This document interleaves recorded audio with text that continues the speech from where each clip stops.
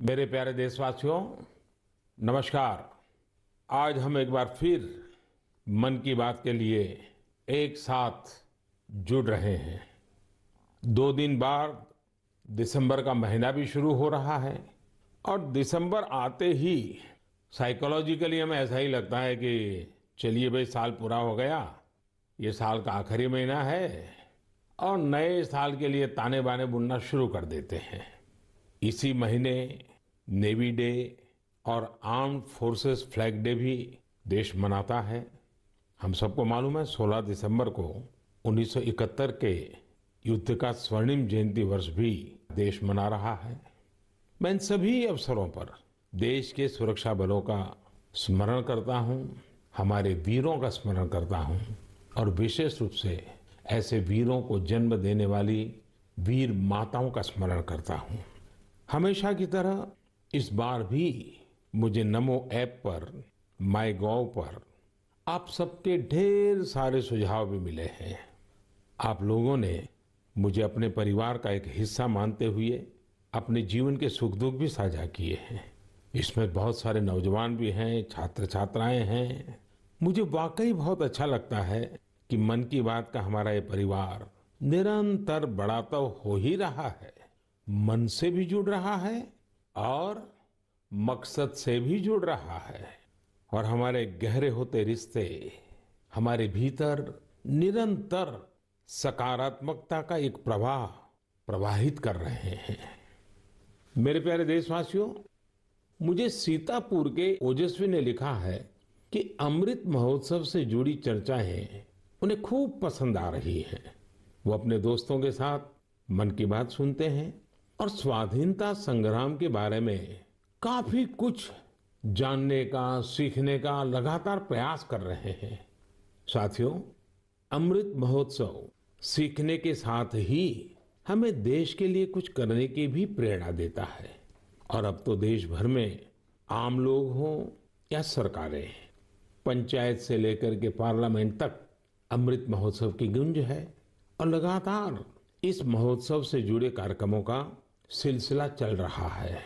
ऐसा ही एक रोचक प्रोग्राम पिछले दिनों दिल्ली में हुआ। आजादी की कहानी, बच्चों की जुबानी। कार्यक्रम में बच्चों ने स्वाधीनता संग्राम से जुड़ी गाथाओं को पूरे मनोभाव से प्रस्तुत किया।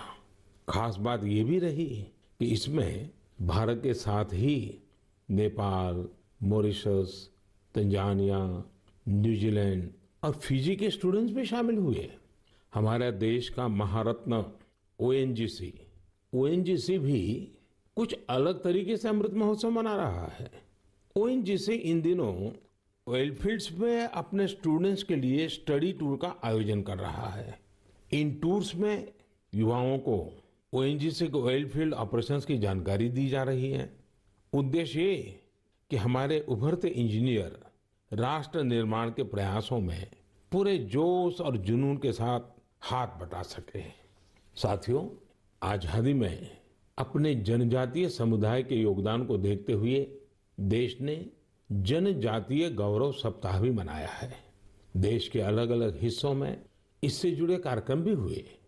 अंडमान निकोबार द्वीप समूह में जारवा और ओंगे ऐसे जनजातीय समुदाय के लोगों ने अपनी संस्कृति का जीवन प्रदर्शन किया। एक कमाल का काम हिमाचल प्रदेश में ऊना के मिनिएचर राइटर रामकुमार जोशी जी ने भी किया है। उन्होंने पोस्टेज स्टैम्प पर ही, यानी इतने छोटे से पोस्टेज स्टैम्प पर नेताजी सुभाष चंद्र बोस और पूर्व प्रधानमंत्री लाल बहादुर शास्त्री जी के अनोखे स्केच बनाए हैं। हिंदी में लिखे राम शब्द पर उन्होंने स्केच तैयार किए, जिसमें संक्षेप में दोनों महापुरुषों की जीवनी को भी उकेरा गया है। मध्य प्रदेश के कटनी से भी कुछ साथियों ने एक यादगार दास्तान गोई कार्यक्रम की जानकारी दी है। इसमें रानी दुर्गावती के अदम्य साहस और बलिदान की यादें ताजा की गई है। ऐसा ही एक कार्यक्रम काशी में हुआ। गोस्वामी तुलसीदास, संत कबीर, संत रैदास, भारतेंदु हरिश्चंद्र, मुंशी प्रेमचंद और जयशंकर प्रसाद जैसे महान विभूतियों के सम्मान में 3 दिनों के महोत्सव का आयोजन किया गया। अलग अलग कालखंड में इन सभी की देश की जन जागृति में बहुत बड़ी भूमिका रही है। आपको ध्यान होगा, मन की बात के पिछले एपिसोड्स के दौरान मैंने 3 प्रतियोगिताओं का उल्लेख किया था, कंपटीशन की बात कही थी। एक, देशभक्ति के गीत लिखना, देशभक्ति से जुड़ी, आजादी के आंदोलन से जुड़ी घटनाओं की रंगोली बनाना और हमारे बच्चों के मन में भव्य भारत के सपने जगाने वाली लोरी लिखी जाए। मुझे आशा है कि इन प्रतियोगिताओं